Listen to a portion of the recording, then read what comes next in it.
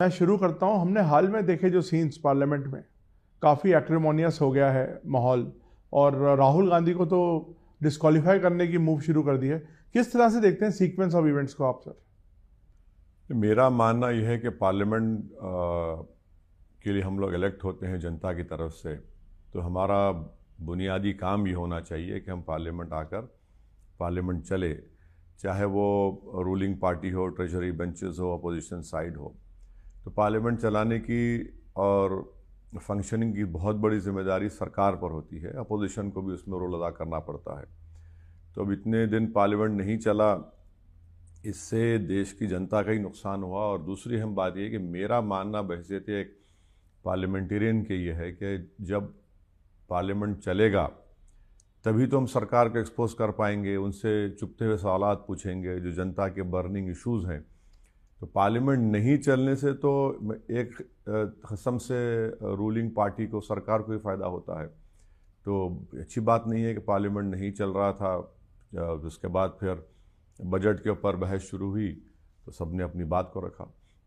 But आपका जिम्मेदार किसको मानते हैं आप? सरकार ज़्यादा जिम्मेदार है या अपोजिशन ज़्यादा जिम्मेदार है? नहीं, और सरकार। राहुल गांधी की पोजीशन को आप कैसे नहीं, समझते सरकार, देखिए, पार्लियामेंट चलाना सरकार की बहुत बड़ी जिम्मेदारी है।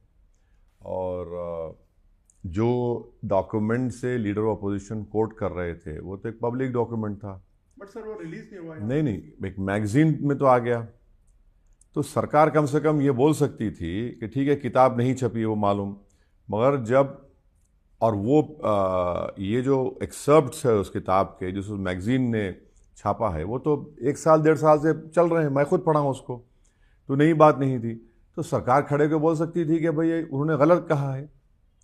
आप उसको डिनाई भी नहीं करते। जो जनरल साहब ने जो लिखा है उसको आप डिनाई भी नहीं करते, और फिर आप मामला कुछ और एक लेवल पे चला गया।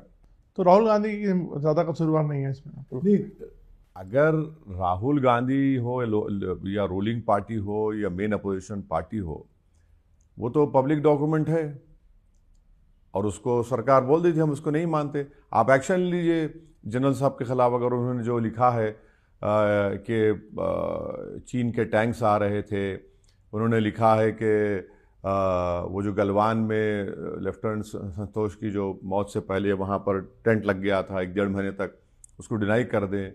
और देखिए, तीसरी बात जो जनरल साहब लिखे हैं, वो इसका मैसेज क्या गया है पूरे अतराफ में, पूरे वर्ल्ड में, दुनिया में, साउथ एशिया में, कि चीन के टैंक्स आ रहे और मैं अपनी सरकार से पूछ रहा हूँ। यानी अब इन लोगों को क्या मैसेज जाएगा अतराफ के जो कंट्रीज़ हमारे, ख़ासतौर से चाइना और पाकिस्तान को या वेस्टर्न कंट्रीज़ को, कि भाई फ़ौज कुछ नहीं करेगी जब तक पॉलिटिकल लीडरशिप कुछ ना उनको बोले ना करे। तो ये एक बड़ा ही ये बड़ा अहम पॉइंट मुझे लगता है कि जो हम लोग उस पर गौर नहीं कर रहे हैं।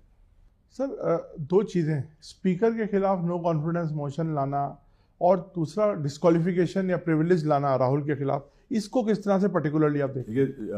ओम बिरला साहब के साथ जो पिटीशन दिया गया है उसमें मैं सिग्नेचर ना मुझसे पूछा गया, ना मेरी को सिग्नेचर उस पर है, और नहीं मालूम उसके ऊपर क्या होगा। अब रहा सवाल डिस्क्वालिफिकेशन का, तो जाहिर है वो प्रिविलेज कमेटी को जाएगा, और मेरी नज़र में उसमें ज़्यादा दम नहीं है उस प्रिविलेज कमेटी, इस प्रिविलेज मोशन में। अब ये दे दिए हैं, मगर उसमें ज़्यादा कुछ होने वाला नहीं है।